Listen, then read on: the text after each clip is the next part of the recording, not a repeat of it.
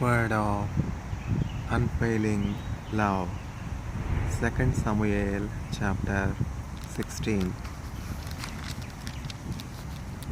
When David had passed a little beyond the summit, Ziba, the servant of Mephibosheth, met him with a couple of donkeys saddled, bearing 200 loaves of bread, 100 bunches of raisins, 100 bunches of raisins, 100 of summer fruits, and a skin of wine.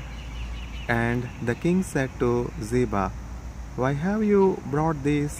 Ziba answered, "The donkeys are for the king's household to ride on, the bread and summer fruit for the young men to eat, and the wine for those who faint in the wilderness to drink." And the king said, "And where is your master's son?" Ziba said to the king, "Behold, he remains in Jerusalem, for he said, 'Today the house of Israel will give me back the kingdom of my father.'" Then the king said to Ziba, "Behold, all that belonged to Mephibosheth is now yours." And Ziba said, "I pay homage. Let me ever find favor in your sight, my lord the king." When King David came to Bahurim, there came out a man of the family of the house of Shaul, whose name was Shimei the son of Gera. And as he came, he cursed continually, and he threw stones at David and at all the servants of King David, and all the people and all the mighty men were on his right hand and on his left. And Shimei said as he cursed, get out, you man of blood, you worthless man. The Lord has avenged on you all the blood of the house of Shaul, in whose place you have reigned, and the Lord has given the kingdom into the hand of your son Abshalom. See, your evil is on you, for you are a man of blood." Then Abishai the son of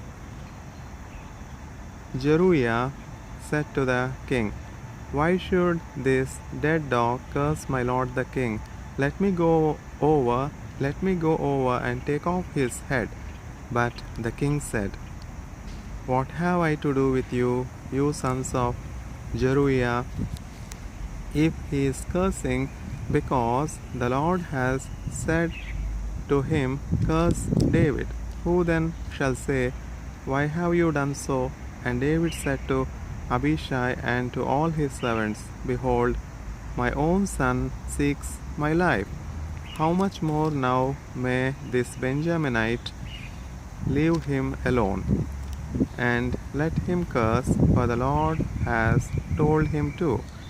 It may be that the Lord will look on the wrong done to me, and that the Lord will repay me with good for his cursing today." So David and his men went on the road, while Shimei went along on the hillside opposite him, and cursed as he went, and threw stones at him, and flung dust. And the king and all the people who were with him arrived weary at the Jordan, and there he refreshed himself. Now Abshalom and all the people, the men of Israel, came to Jerusalem, and Ahithophel with him. And when Hushai the Archite, David's friend, came to Abshalom, Hushai said to Abshalom, "Long live the king! Long live the king!" And Abshalom said to Hushai, "Is this your loyalty to your friend? Why did you not go with your friend?" And Hushai said to Abshalom, "No, for whom the Lord and this people and all the men of Israel have chosen, his I will be, and with him I will remain. And again, whom should I serve? Should it not be his son? As I have served your father, so I will serve you. Then Abshalom said to Ahithophel, give your counsel. What shall we do? Ahithophel said to Abshalom, go into your father's concubines, whom he has left to keep the house, and all the Israel will hear that you have made yourself a stench to your father, and the hands of all who are with you will be strengthened. So they pitched a tent for Abshalom on the roof, and Abshalom went into his father's concubines in the sight of all Israel. Now in those days the counsel that Ahithophel gave was as if one consulted the word of God. So was all the counsel of Ahithophel esteemed both by David and by Abshalom. 2 Samuel chapter 17. Moreover, Ahithophel said to Abshalom, let me choose 12,000 men, and I will arise and pursue David tonight. I will come upon him while he is weary and discouraged, and throw him into a panic, and all the people who are with him will flee. I will strike down only the king, and I will bring all the people back to you as a bride comes home to her husband. You seek the life of only one man, and all the people will be at peace. And the advice seemed right in the eyes of Abshalom and all the elders of Israel. Then Abshalom said, call Hushai the Archite also, and let us hear what he has to say. And when Hushai came to Abshalom, Abshalom said to him, thus has Ahithophel spoken. Shall we do as he says? If not, you speak. Then Hushai said to Abshalom, this time the counsel that Ahithophel has given is not good. Hushai said, you know that your father and his men are mighty men, and that they are enraged, like a bear robbed of her cubs in the field. Besides, your father is experienced in war. He will not spend the night with the people. Behold, even now he has hidden himself in one of the pits or in some other place. And as soon as some of the people fall at the first attack, whoever hears it will say, there has been a slaughter among the people who follow Abshalom. Then even the valiant man whose heart is like the heart of a lion will utterly melt with fear, for all Israel knows that your father is a mighty man, and that those who are with him are valiant men. But my counsel is that all Israel be gathered to you from Dan to Beersheba, as the sand by the sea of multitude, and that you go to battle in person. So we shall come upon him in some place where he is to be found, and we shall light upon him as the dew falls on the ground, and of him and all the men with him not one will be left. If he withdraws into a city, then all Israel will bring ropes to that city, and we shall drag it into the valley until not even a pebble is to be found there. And Abshalom and all the men of Israel said, the counsel of Hushai the Archite is better than the counsel of Ahithophel. For the Lord had oriented to defeat the good counsel of Ahithophel, so that the Lord might bring harm upon Abshalom. Then Hushai said to Zadok and Abiathar the priests, thus and so did Ahithophel counsel Abshalom and the elders of Israel, and thus and so have I counseled. Now therefore send quickly and tell David, do not stay tonight at the fords of the wilderness, but by all means pass over, lest the king and all the people who are with him be swallowed up. Now Jonathan and Ahimaaz were waiting at Enrogel. A female servant was to go and tell them, and they were to go and tell King David, for they were not to be seen entering the city. But a young man saw them and told Abshalom. So both of them went away quickly and came to the house of a man at Bahurim, who had a well in his courtyard, and they went down into it. And the woman took and spread a covering over the well's mouth and scattered grain on it, and nothing was known of it. When Abshalom's servants came to the woman at the house, they said, "Where are Ahimaaz and Jonathan?" And the woman said to them, "They have gone over the brook of water. They have gone over the brook of water." And when they had sought and could not find them, they returned to Jerusalem. After they had gone, the men came up out of the well and went and told King David. They said to David, "Arise and go quickly over the water, for thus and so has Ahithophel counseled against you." Then David arose and all the people who were with him, and they crossed the Jordan. By daybreak, not one was left who had not crossed the Jordan. When Ahithophel saw that his counsel was not followed, he saddled his donkey and went off home to his own city. He set his house in order and hanged himself, and he died and was buried in the tomb of his father. Then David came to Mahanaim, and Abshalom crossed the Jordan with all the men of Israel. Now Abshalom had set Amasa over the army instead of Joab. Amasa was the son of a man named Ithra the Ishmaelite, who had married Abigail, the daughter of Nahash, sister of Jeuria, Joab's mother. And Israel and Abshalom encamped in the land of Gilead. When David came to Mahanaim, Shobi the son of Nahash from Rabbah of the Ammonites, and Machir the son of Ammiel from Lodabar, and Barzillai the Gileadite from Rogelim brought beds, basins, and earthen vessels, wheat, barley, flour, parched grain, beans, and lentils, honey and curds, and sheep and cheese from the herd, for David and the people with him to eat. For they said, "The people are hungry and weary and thirsty in the wilderness."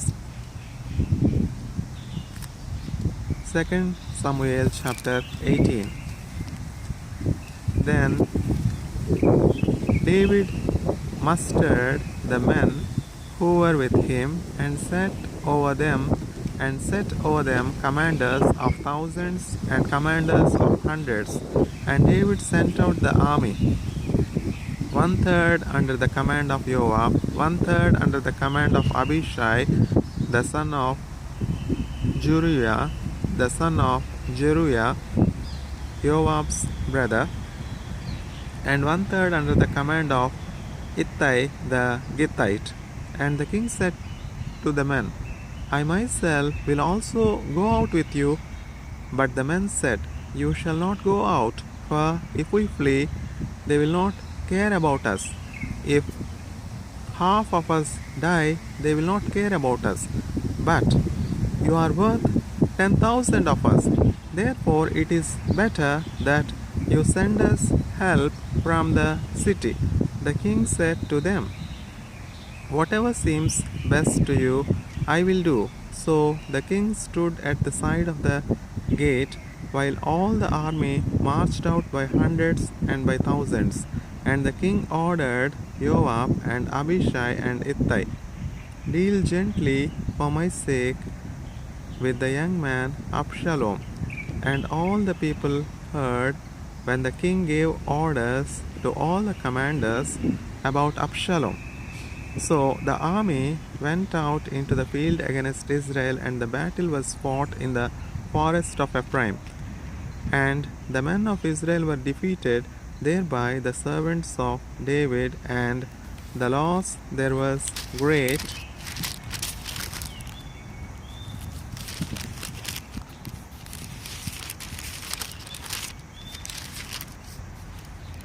On that day, 20,000 men. The battle spread over the face of all the country, and the forest devoured more people that day than the sword. And Abshalom happened to meet the servants of David. Abshalom was riding on his mule, and the mule went under the thick branches of a great oak, and his head caught fast in the oak, and he was suspended between heaven and earth, while the mule that was under him went on. And a certain man saw it and told Joab, "Behold, I saw Abshalom hanging in an oak." Joab said to the man who told him, "What, you saw him? Why then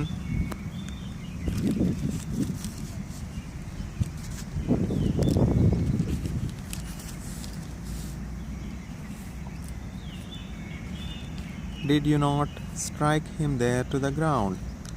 I would have been glad to give you 10 pieces of silver and a belt." But the man said to Joab, "Even if I felt in my hand the weight of 1,000 pieces of silver, I would not reach out my hand against the king's son, for in our hearing the king commanded you and Abishai and Ittai, for my sake protect the young man Abshalom. On the other hand, if I had dealt treacherously against his life, and there is nothing hidden from the king, then you yourself would have stood aloof." Joab said, "I will not waste time like this with you." And he took 3 javelins in his hand and thrust them into the heart of Abshalom while he was still alive in the oak. And 10 young men, Joab's armor bearers, surrounded Abshalom and struck him and killed him. Then Joab blew the trumpet, and the troops came back from pursuing Israel, for Joab restrained them. And they took Abshalom and threw him into a great pit in the forest, and raised over him a very great heap of stones. And all Israel fled, everyone to his own home.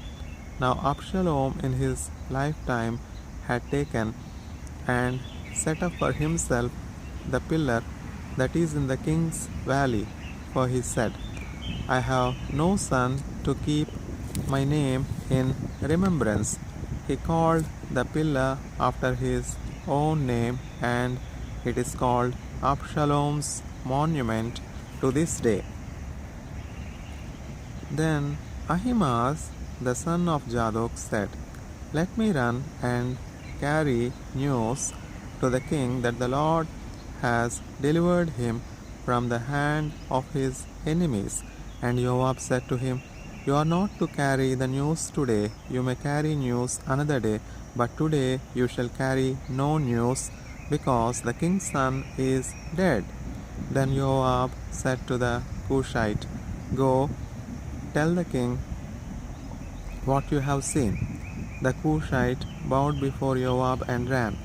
Then Ahimaaz the son of Zadok said again to Joab, "Come what may, let me also run after the Cushite."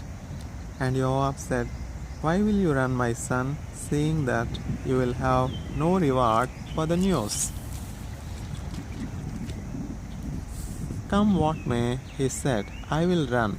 So he said to him, "Run."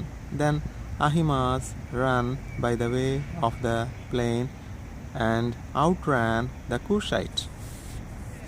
Now David was sitting between the two gates, and the watchman went up to the roof of the gate by the wall.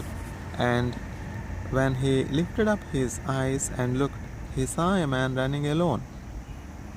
The watchman called out and told the king, and the king said, "If he is alone, there is news in his mouth." And he drew nearer and nearer. The watchman saw another man running, and the watchman called to the gate and said, "See, another man running alone." The king said, "He also brings news." The watchman said, "I think the running of the first is like the running of Ahimaaz, the son of Zadok." And the king said, "He is a good man and comes with good news." Then Ahimaaz cried out to the king, "All is well." And he bowed before the king with his face to the earth and said, "Blessed be the Lord your God, who has delivered up the men who raised their hand against my lord the king." And the king said, "Is it well with the young man Abshalom?" Ahimaaz answered, "When Joab sent the king's servant, your servant, I saw a great commotion, but I do not know what it was." And the king said, "Turn aside and stand here." So he turned aside and stood still. And behold, the Cushite came, and the Cushite said, "Good news for my lord the king. For the Lord has delivered you this day from the hand of all who rose up against you." The king said to the Cushite, "Is it well with the young man Abshalom?" And the Cushite answered, "May the enemies of my lord the king and all who rise up against you for evil be like the young man." And the king was deeply moved and went up to the chamber over the gate and wept. And as he went, he said, "O my son Abshalom, my son Abshalom, would that I have died instead of you, O Abshalom, my son, my son." 2 Samuel chapter 19.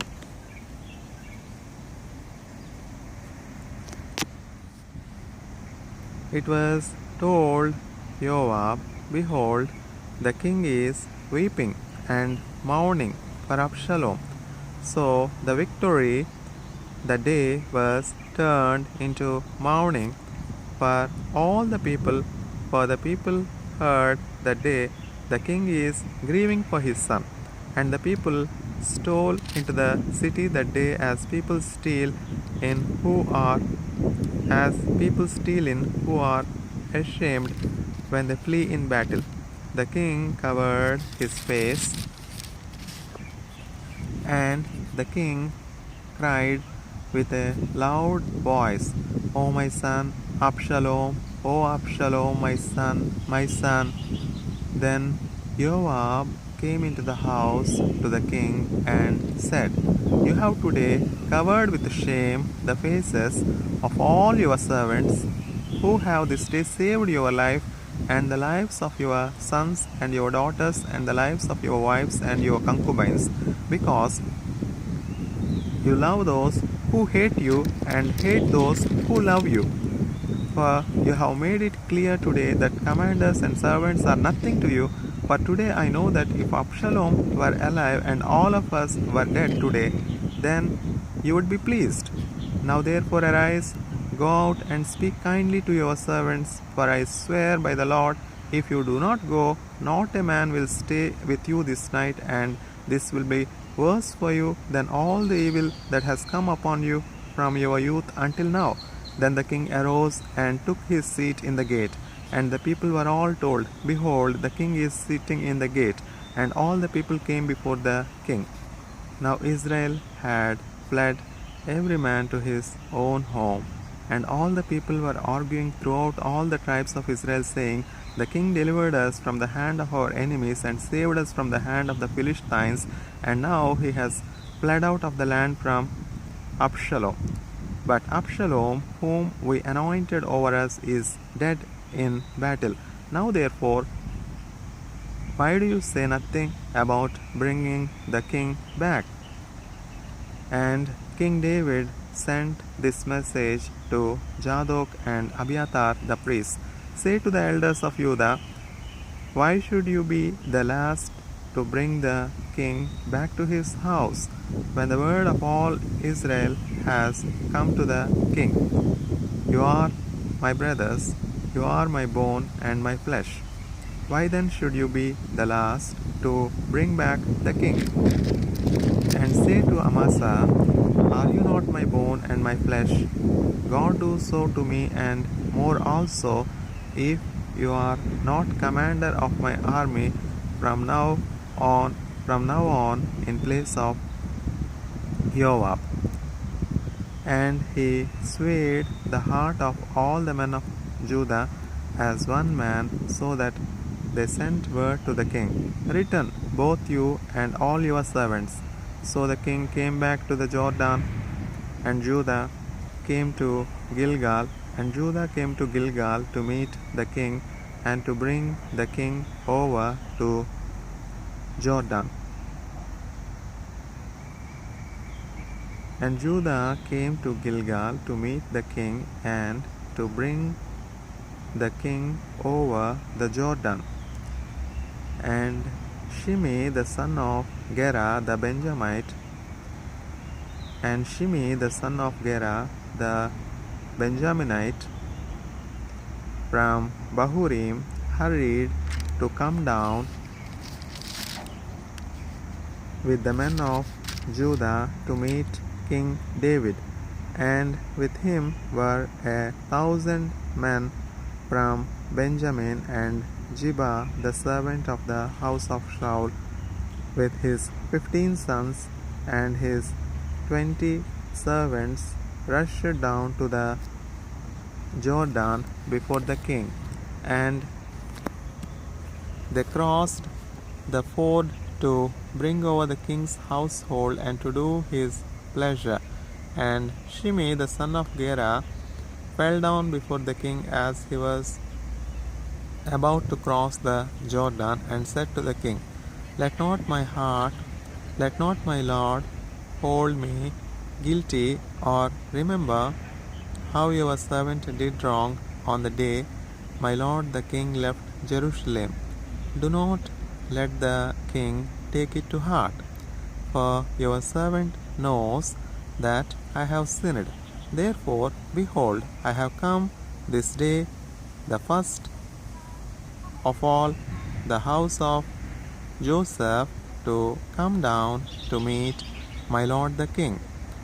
Abishai the son of Zeruiah answered, Shall not Shimei be put to death for this, because he cursed the Lord's anointed? But David said, What have I to do with you, you sons of Zeruiah, that you should this day be as an adversary to me? Shall anyone be put to death in Israel this day? For do I not know that I am this day king over Israel? And the king said to Shimei, You shall not die.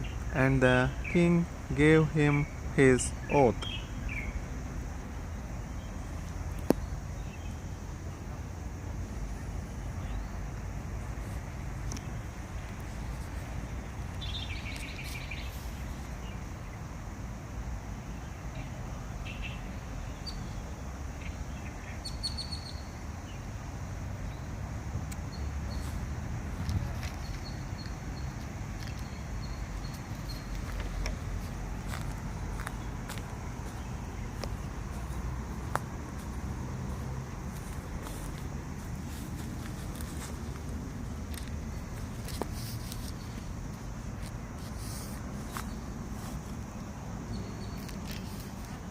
And Mephibosheth, the son of Shaul, came down to meet the king. He had neither taken care of his feet, nor trimmed his beard, nor washed his clothes from the day the king departed until the day he came back in safety. And when he came to Jerusalem to meet the king said to him, "Why did you not go with me?" Mephibosheth, he answered, "My lord, O king, my servant deceived me, for your servant said to him, I will saddle a donkey for myself, that I may ride on it and go with the king, for your servant is lame. He has slandered your servant to my lord the king. But my lord the king is like the angel of God. Do therefore what seems good to you. For all my father's house were but men doomed to death before my lord the king, but you set your servant among those who eat at your table. What further right have I then to cry to the king?" And the king said to him, "Why speak any more of your affairs? I have decided. You and Ziba shall divide the land." And Mephibosheth said to the king, "Oh, let him take it all, since my lord the king has come safely home." Now Barzillai the Gileadite had come down from Rogelim, and he went on with the king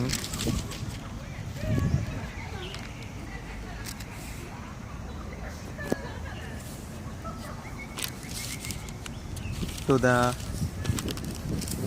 Jordan to escort him over the Jordan. Barzillai was a very aged man, 80 years old. He had provided the king with food while he stayed at Mahanaim, for he was a very wealthy man. And the king said to Barzillai, "Come over with me, and I will provide for you with me in Jerusalem." But Barzillai said to the king, "How many years have I still to live, that I should go up with the king to Jerusalem? I am this day 80 years old. Can I discern what is pleasant and what is not? Can your servant taste what he eats or what he drinks? Can I still listen to the voice of singing men and singing women? Why then should your servant be an added burden to my lord the king? Your servant will go a little way over the Jordan with the king. Why should the king repay me with such a reward? Please let your servant return, that I may die in my own city, near the grave of my father and my mother. But here is your servant Kimham. Let him go over with my lord the king, and do for him whatever seems good to you." And the king answered, "Kimham shall go over with me, and I will do for him whatever seems good to you, and all that you desire of me I will do for you." Then all the people went over the Jordan, and the king went over. And the king kissed Barzillai and blessed him, and he returned to his own home. The king went on to Gilgal, and Kimham went on with him. All the people of Judah and also half the people of Israel brought the king on his way. Then all the men of Israel came to the king and said to the king, "Why have our brothers, the men of Judah, stole you away and brought the king and his household over the Jordan, and all David's men with him?" All the men of Judah answered the men of Israel, because the king is our close relative. Why then are you angry over this matter? Have we eaten at all at the king's expense? Or has he given us any gift? And the men of Israel answered the men of Judah, We have 10 shares in the king, and in David also we have more than you. Why then did you despise us? Were we not the first to speak of bringing back our king? But the words of the men of Judah were fiercer than the words of the men of Israel.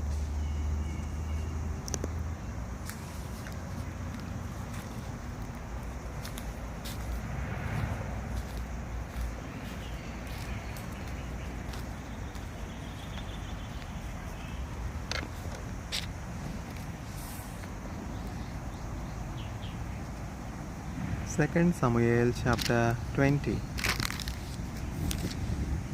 Now there happened to be there a worthless man whose name was Sheba, the son of Bichri, a Benjaminite, and he blew the trumpet and said, We have no portion in David, and we have no inheritance in the son of Jesse, every man to his tents, O Israel.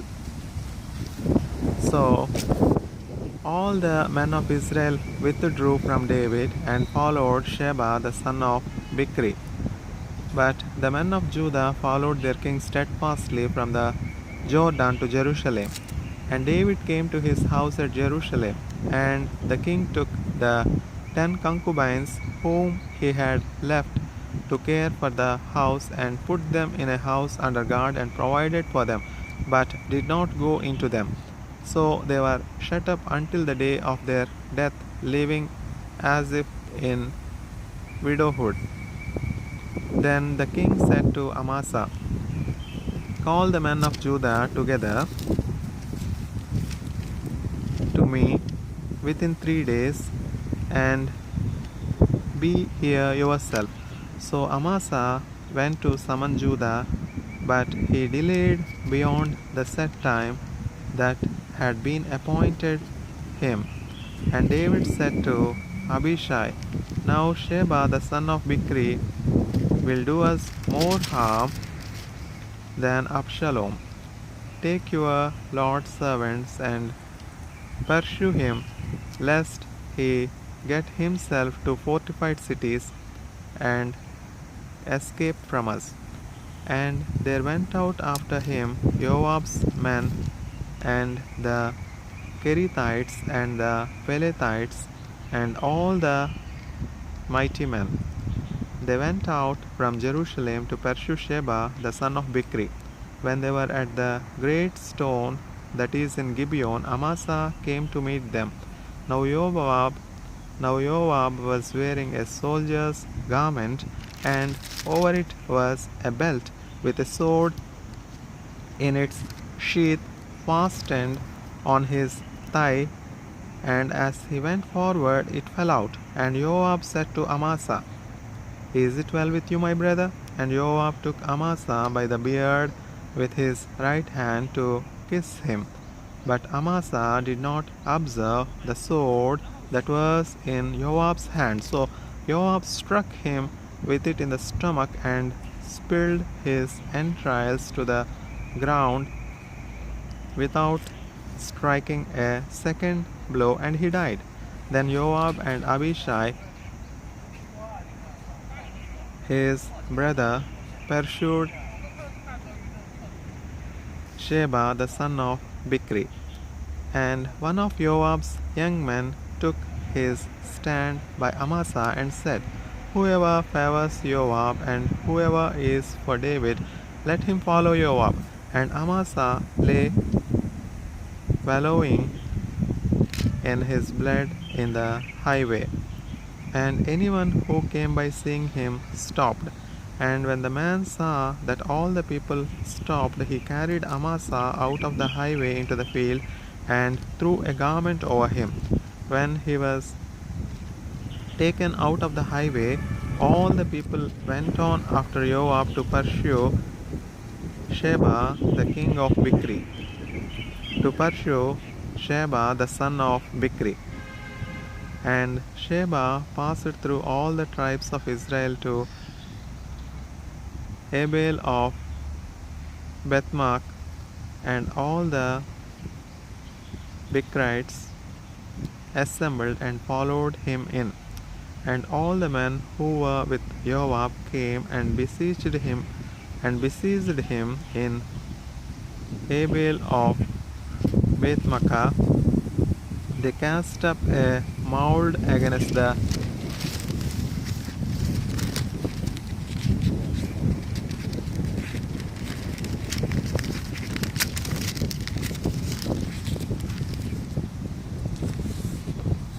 city, and it stood against the rampart, and they were battering the wall to throw it down.